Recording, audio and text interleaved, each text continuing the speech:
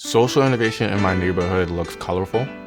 It looks like a brand of social innovation that does not fit a dominant norm. It looks like individuals helping each other in community.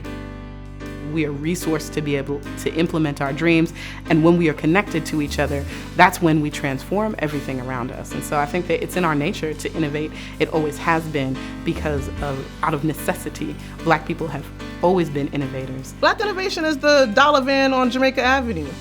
Black innovation is the bodega on Merrick and Linden, right? Like, Black innovation is the auntie in West Philadelphia cooking dinners on the street corner to feed her family. It ain't nothing more innovative than a Black woman feeding 3 children on $18,000 a year. We all know who those people are. Like, those are our mothers, those are our grandmothers.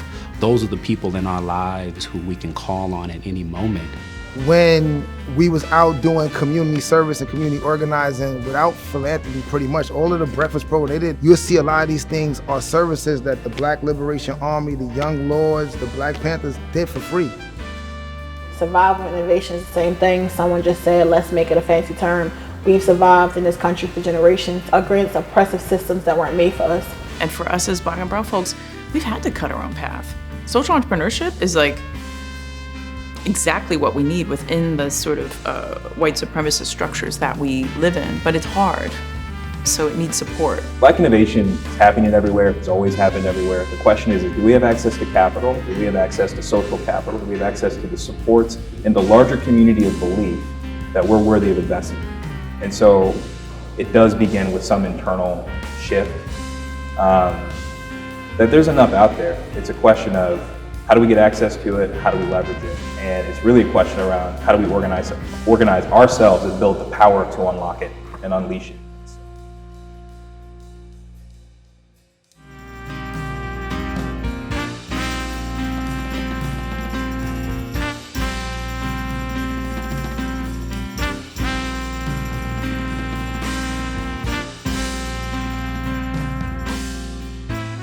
I think that time is going to go down as a really important inflection point in American history, because in 2012, we're fighting for the re-election of the first Black president. But as a society, we actually were not talking about race explicitly. When Barack Obama was sworn in as the nation's first Black president, some hoped he would usher in a new post-racial era in America. We also had a lot of societal issues come to the forefront in a way that we had never seen before. The death of Oscar Grant, the death of Trayvon Martin brought cries for justice and calls for change. It was a cover story, front page of the Times. Eric Eckhold wrote a story, and the headline was "The Plight for Black Men Deepens." And the narrative of the article was that in the United States, Black men and boys were at the bottom of every social and economic mobility indicator. But it ignited a conversation at Open Society Foundation. And OSF had a ton of money where they were beginning to think about what could a fellowship focusing on leaders trying to improve the life outcomes of Black men and boys look like, and came to Echo and Green to create a partnership. They recognized that a fellowship like this did not exist in the social innovation space of the world, and that space lacked a lens like this one. Because of the vision and foresight of leaders like Sean Dove and Rashid Shabazz, who at the time were running the campaign for Black male achievement, who recognized that instead of building something from scratch, why not partner? They came to this organization to build a partnership with a social innovation incubator that had a long history of funding early stage social entrepreneurs. Entrepreneurs like Michelle Obama, entrepreneurs like the founders of Teacher America, entrepreneurs like the founders of City Year, entrepreneurs like Morgan and Vanessa from Girl Trek. And hence was born the Black Male Achievement Fellowship Program. And suffice it to say, I think our contribution to working with that incredibly important movement of bringing a new type of leader, a transformational social change leader, filtering the world through social innovation, was a vital addition to the incredible work that Sean and Rashid were central actors in. I think it was actually really important that BMA came out when it did, because it was making a very declarative statement that racism is alive and well. Violence against Black people and Black bodies continues to happen everywhere. And so you have to name it to begin to address it. And it took a lot of courage and audacity to do that. It was really powerful because it centered Blackness in a way that gave Black people within the organization permission to unapologetically invest in and support the leadership of Black innovators around the country. And that was a game changer. What bringing and centering Black people always does is it brings a profound depth to your work, it makes it inherently transformative, and it gives it life in a way that previously it just didn't exist. I think the legacy of the BMA Fellowship is, in one sense, providing the validation that Black ideas matter, that Black founders matter, that Black communities matter. It's important to have space as a Black male to grow, to have folks help you foster ideas, and then also to have a soft resting place for the resistance. What we're facing outside is not easy. Often when you're working in these predominantly white male environments, as half my career that's what I was doing, there's a real defendedness, right? A real structure that you have to put up in order to be able to perform in those environments. As a founder who is not fitting within the norm and also has an organization that was not the norm in terms of a funding focus, there's a lot of different consequences. The microaggressions, the overt, the covert racism, all of that can leave a chip on your shoulder. And it can change the way that you show up in this world. Being able to have a support system to let me know that I'm not crazy. I had quit my job, my full-time job, and I had kind of decided that I was going to do Baltimore Core full-time. And I was really committed to making it work. And I was terrified. I had no idea if I was on the right path. I had no idea if I was going to be successful. Some days I would just spin. It felt like I was just going in circles, but I didn't have confidence. And so when I went through the Echoing Green process, it was like someone shone a really bright and warm light on my work and said that it mattered and that it was worth investing in. And that was a big deal. Oftentimes you see Black and brown folks that are trying to do things that's not necessarily designed to generate a lot of revenue, right? It's designed to like help people. So when they look at you, they're like, oh, okay, this is not a good business opportunity for me. It's like, yeah, man, but it's a good social opportunity for you. Like you can create change. Some donors, that's not what they're interested in. They want ROI. We will never get $1 million, billion-dollar businesses that are led by proximate leaders, by Black leaders, until people have the stomach to fund the thing that doesn't look like it's going to make it yet. Because the reality is most of us do not come from families that have the safety net that we can throw an extra $20,000, $30,000 in when nobody else believes in you. When nobody else believes in a Black leader, usually their business dies. We continue to find that leaders of color, especially Black leaders in our network, raise significant less money than those who are white. And we actually reached out to our friends at the Bridgespan Group and asked if we could launch a joint research project to really look at the depths of racial inequities in philanthropic funding. And the data went off like a bomb in the sector because the numbers don't lie. And when you think about it, Echoing Green has the perfect sample set. Black folks were raising 45% less revenue than their white counterparts in the Black Male Achievement Fellowship, 91% or so less unrestricted net assets. Those disparities tell a really disturbing tale of how Black folks are being locked out of access to capital. And fundamentally, the statistic around the gap in unrestricted net assets, from our perspective, turned out to be a really important sign or proxy for lack of trust of Black leaders.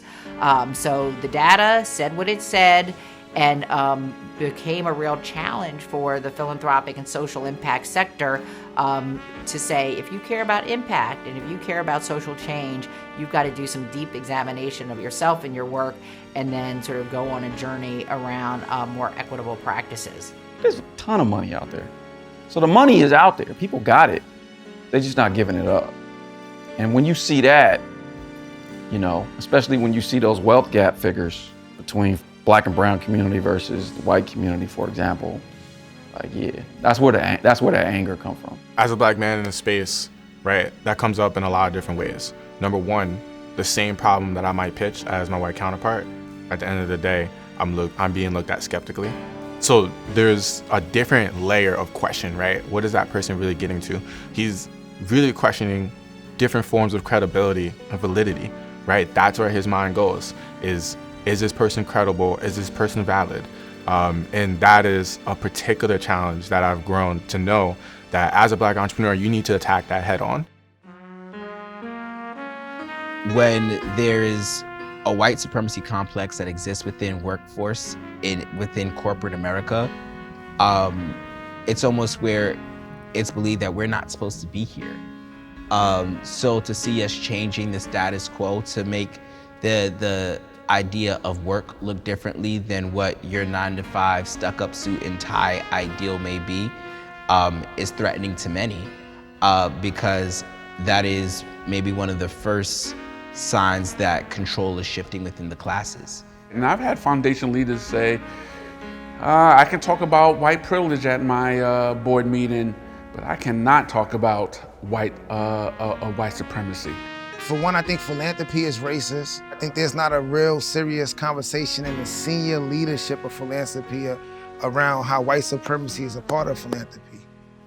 How philanthropy is rooted in enslavement dollars, colonization dollars, and these are the same people that we gotta make a pitch deck, we gotta explain our story to, but they never explain, or there's never a serious conversation about that money come from slavery.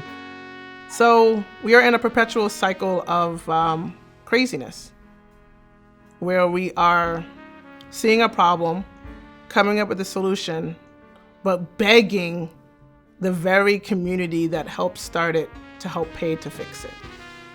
And that shit must be tiring, right? You lose a lot when you are continuing to beg to be seen, to be heard, to be validated.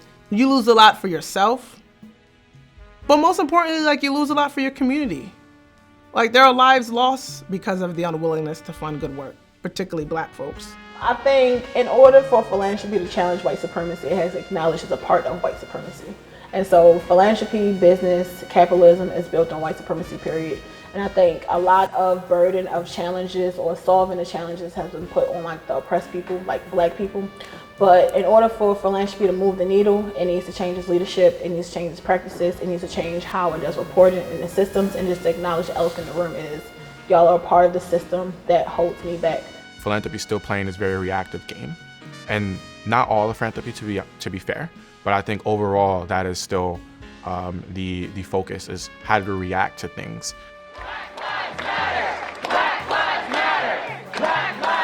We're going to begin tonight with breaking news, with the nation on edge and in the middle of another night of protests. The death of George Floyd in police custody sparking new protests nationwide. Well, from coast to coast in the biggest cities and the smallest towns, millions of Americans have marched under the banner of Black Lives Matter, demanding justice and equality. It takes a montage of murders to create motion. It takes Black death for people to understand that Black lives matter. And as someone that's been doing this work, you know that Black lives mattered before George Floyd died. Black lives mattered before Breonna Taylor was shot. It is because this view of Black lives not mattering that we're here in this first place. About 3 weeks after George Floyd was murdered, I started getting phone calls about why is our donate button not working. The donate button had not been used for so long that it just wasn't even working, because we were like, ain't nobody giving us no money anyway. So we had to fix the donate button. We raised, I think, about $20,000 on our donate button alone by the end of the summer. We became $1 million organization in 9 months after George Floyd was murdered. We knew why we had received all these donations. And it still doesn't make me feel comfortable knowing that we are an $1 million organization because a black man was murdered on television, right? That's why, because we didn't change what we were doing, and we didn't go anywhere. So number one, that survivor's guilt hits you really hard. Those of us who had been working on racial disparities, racial inequities for many years, recognized that potentially there was a crack in the universe when you had this collision of a global pandemic that disproportionately impacted communities of color and this horrific state-sanctioned murder of a black man to cause the world to stop and reflect and make a choice of how we were going to move forward or not in this moment. There's $50 billion on the table from corporations who have made pledges. I think when all these pledges started coming out last year, a lot of us weren't really sure what they would materialize into. If you're on social media, we all remember the day in which everyone had the black square on social media.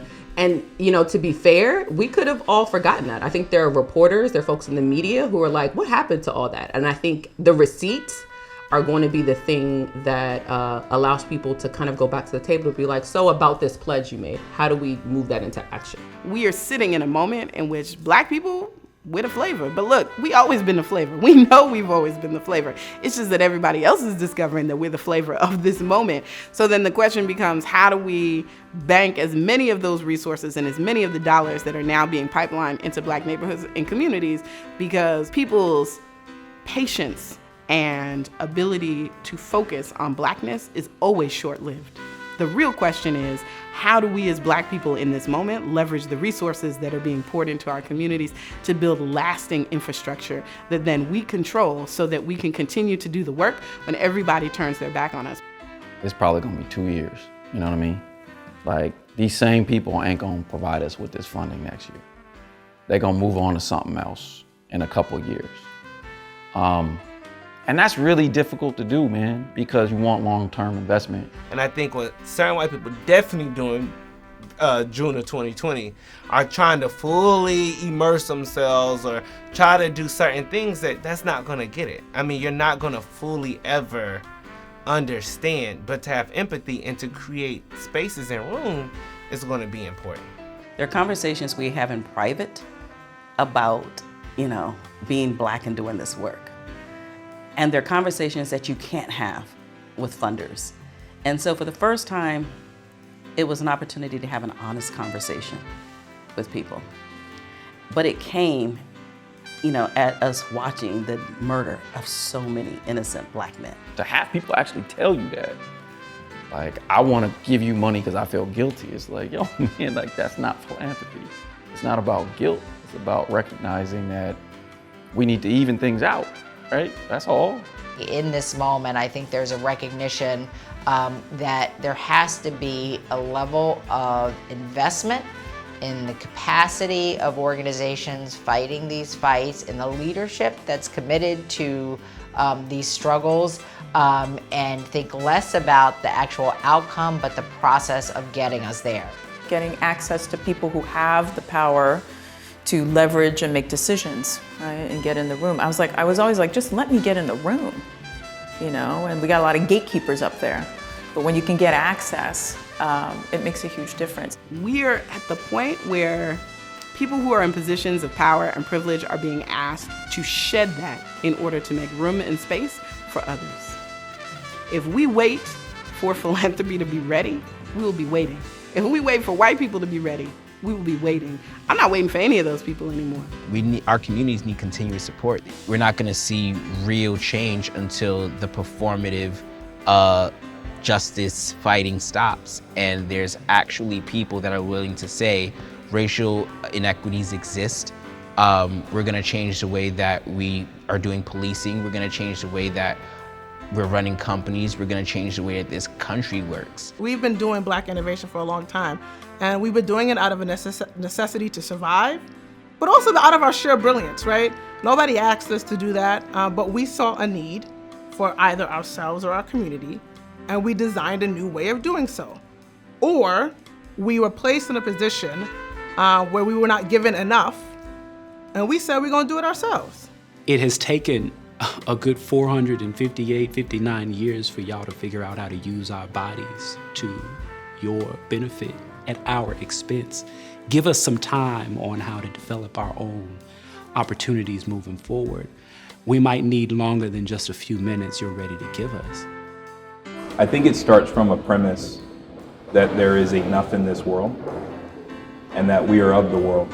And if we continue to band together and be in community with each other, we can tap the enormous resources that are on this planet to create better futures for ourselves and our families and our communities. When you move into a scarcity mindset, you can feel it in your body. It feels very restrictive. And so starting to look at abundance as a framework for how we're going to operate in the world, it's actually a revolutionary act to say, I'm going to choose abundance anyway. I'm going to say that I'm going to be abundant. And that is from just an energetic approach to the work that anything is possible. The universe is an abundant place. White folks can't take that from you. In the end, the only people that can save us are us. And until we realize that and we are willing to turn towards each other and to invest in each other, we're not going to be able to really manifest what we are fully capable of. And that's the space and that's the world that I want to live in, is one in which Black people recognize that we are fully capable of providing each other everything that we need and that we are willing to turn to each other to do the hard work of what that looks like. Shouldn't we be imagining that? What does a Black community look like with power and autonomy over its own destiny? And I think over the next 10 to 20 years, we're gonna see young leaders that are gonna be rising from the trenches and creating things that folks wouldn't even have imagined with tools that, you know, folks in Silicon Valley wouldn't even know where to find. The future I'm fighting for is that Black joy, is that freedom. I want Black people all across the country to just be able to exist with ourselves. The steps that people can take to support Black people and Black communities is invest directly in their work.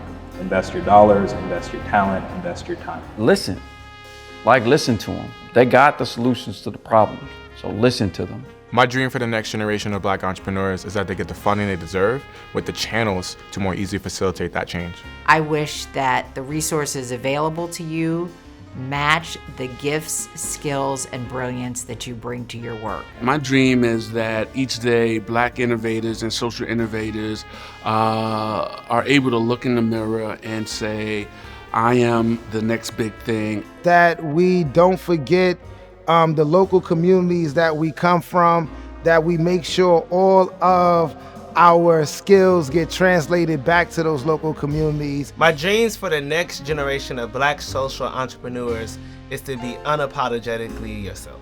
Have more space and opportunity to dream. My dream for the next generation of Black social innovators is freedom.